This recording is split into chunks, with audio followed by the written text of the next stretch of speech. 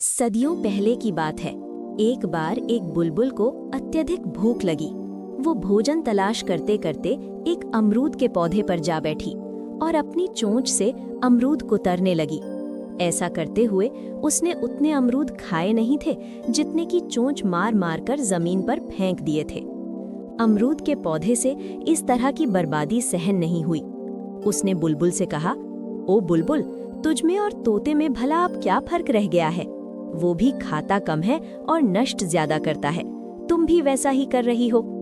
उसकी ये बात सुनकर बुलबुल चिढ़ गई और बोली, तुम कितने मूर्ख हो, मेरी तुलना तोते से कर रहे हो। कहाँ मैं, कहाँ वो? अमरूद के पौधे ने पूछा, वो कैसे? मैं अगर पेट भरने के लिए फल खाती हूँ तो साथ साथ तुम्हें मीठे गीत भी तो सुनाती हूँ, है ना? बुलबुल ने कहा। अमरूद का पौधा कुछ देर सोचने के पश्चात बोला, बात तो तुम्हारी सही है, लेकिन यदि तुम केवल पके हुए फल ही खाओ तो तुम्हें भी खाने में आसानी रहेगी और मुझे भी पीड़ा कम होगी, क्योंकि पके हुए फलों को तो एक दिन झड़ना ही होता है। बुलबुल को उसकी बात जच गई और वो खुशी खुशी मान गई।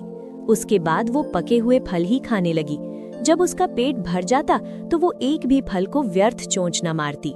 एक दिन सुबह सुबह शीतल हवा में झूमते हुए अमरूद के पौधे ने पास खड़े अनार के पौधे को ये सारी बात बताई। अभी दोनों पौधे बातें कर ही रहे थे कि इतनी देर में एक लड़का वहां आया और छड़ी की सहायता से अमरूद के पौधे पर वार करके अमरूद झाड़ने लगा।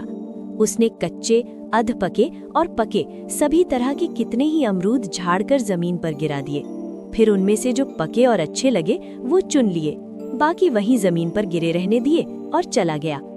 उसके जाने के बाद अनार का पौधा बड़े दुखी मन से बोला, मित्र अमरूद, बात तो तुम्हारी ठीक है, पर जो बात बुलबुल को समझ आ गई वो बात इन मनुष्यों को कब समझ आएगी? अनार के पौधे की बात सुनकर आसपास खड़े दूसरे पौधे वीडियो को लाइक करें, शेयर करें और चैनल को सब्सक्राइब करें। हमारे साथ बने रहने के लिए धन्यवाद।